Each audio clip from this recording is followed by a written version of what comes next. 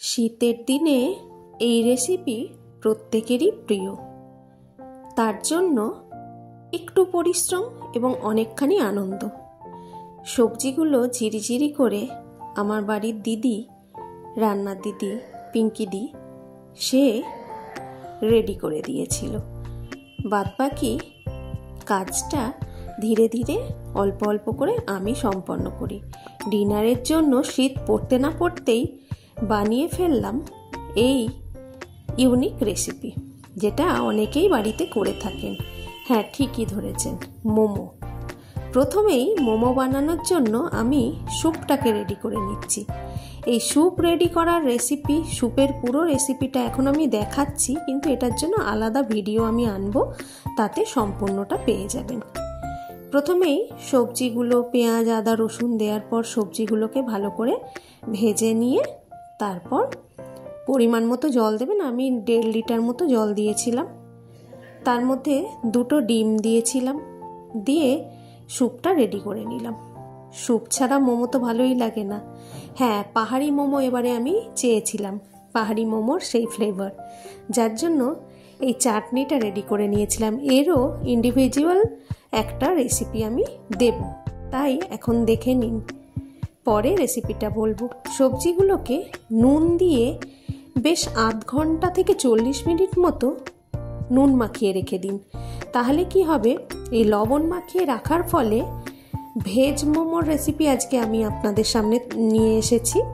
এই ভেজ মোমোতে সবজিগুলো আপনারা যদি নুন মাখিয়ে বেশ খানিকক্ষণ রেখে দেন, 0.5 ঘন্টা 40 মিনিট মতো, তাহলে এইভাবে চটকে চটকে নিতে হবে ভালো করে।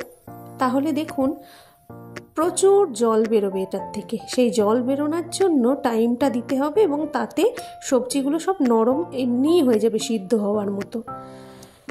এইভাবে বেশ কিছুক্ষণ রেখে দেওয়ার পর তারপর এই রকম কমে গেছে অতটা সবজি, একটা পুরো বাঁধাকপি, 4টে গাজর, তার সাথে আমি দিয়েছিলাম পেঁয়াজ কলি 250 গ্রাম মতো।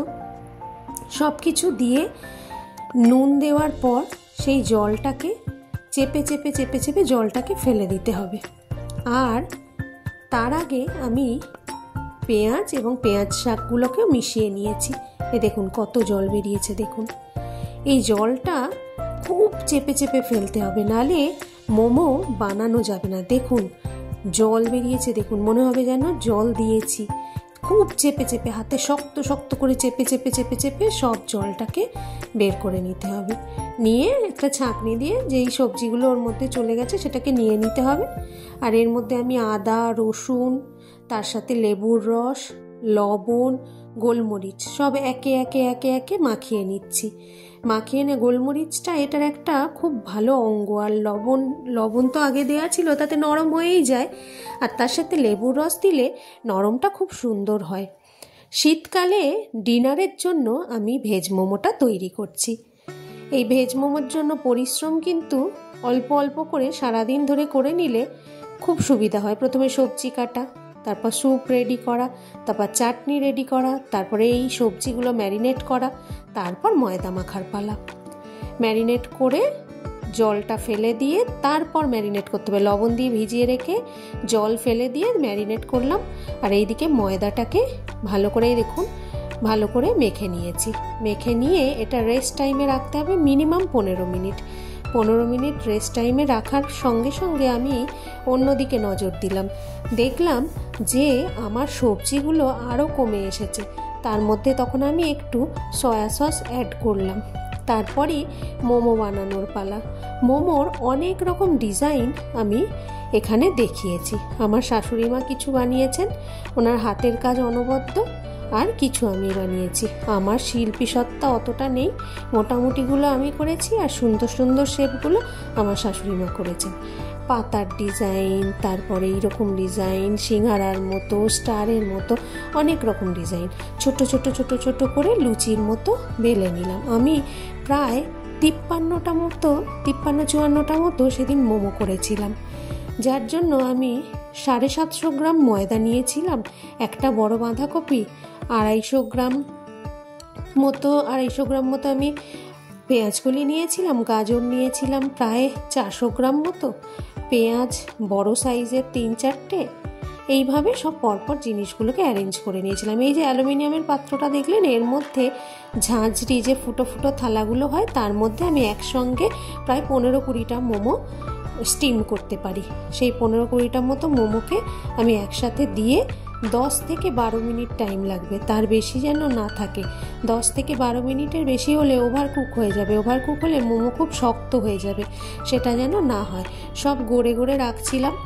এইটাকে দুভাগ করে আবার ভাগ করে নিয়েছিলাম। এই যে এই রকম জিনিসটা দেখতে হলে বুঝবেন হয়ে গেছে, আর ছুরি দিয়ে একটু আলতো করে চাপ দিলেই উঠে আসছে। এইভাবে মোমোগুলোকে সব রেডি করে রেখে দিয়েছিলাম। রেডি করে বেশ কিছুক্ষণ আগে, খাওয়ার আধ ঘন্টা আগে রেডি করে নিয়েছিলাম, নিয়ে চাপা দিয়ে রেখেছিলাম। খাওয়ার সময় আমি প্যান ফ্রায়েড মোমো করেছিলাম, একদম তেলে ডুবো ডুবো করে ভাজিনি, প্যানের মধ্যে, সসপ্যানের মধ্যে ভেজে নিয়েছিলাম, এই সসপ্যানটার মধ্যে, এই ফ্রাইং প্যানটার মধ্যে। কিন্তু যদি আপনারা চান সেক্ষেত্রে আপনারা ডুবো তেলেও ভাজতে পারেন, যেভাবেই ভাজুন না কেন। ভাজা মোমো, সিদ্ধ মোমো আর স্যুপ, তার সাথে এই চাটনিটা চটপটা চাটনি, আর তার সাথে এক বাটি স্যুপ, শীতকালটা পুরো জমে যাবে। আজকের রেসিপিটা কেমন লাগলো কমেন্ট করে জানাবেন, আর বানিয়ে খেয়ে দেখবেন। দোকানের মোমো ওই 3-4টে কিনে এনে, 5টা কিনে এনে ঠিক পোষায় না। বাড়িতে একটু পরিশ্রম তো হয়ই, কিন্তু বাড়িতে বানানো মোমোর টেস্টই আলাদা। এই চাটনিটা আমি পাহাড়ি স্টাইলে করেছিলাম। আর এই রইল সমস্ত শেপের মোমো। আরও অনেক শেপ আছে। আমি যেহেতু খুব বেশি মোমো তৈরি করি না, তাই শেপগুলো অত সড়গড় এখনও হতে পারিনি। যারা প্রায়ই মোমো তৈরি করেন তারা আরও ভালো নিশ্চয়ই সড়গড় হবেন। মোমোগুলো রাতে ডিনারের জন্য বানিয়েছিলাম এবং অনবদ্য ছিল এই ডিনারটা। আমাদের বাড়ির সকলে আমরা খুব এনজয় করেছি। শীত পড়তে না পড়তেই এই রেসিপি খুব ভালো লেগেছিল আমাদের। আপনারা ট্রাই করে দেখুন, সবাই কমেন্ট করবেন। কোনো ভুল বা ত্রুটি আমার এই রান্নার রেসিপির মধ্যে হলো কি না সেটাও জানাবেন। সবাই ভালো থাকবেন। প্লিজ সাবস্ক্রাইব প্রমোদ তৌজার্থ। নমস্কার।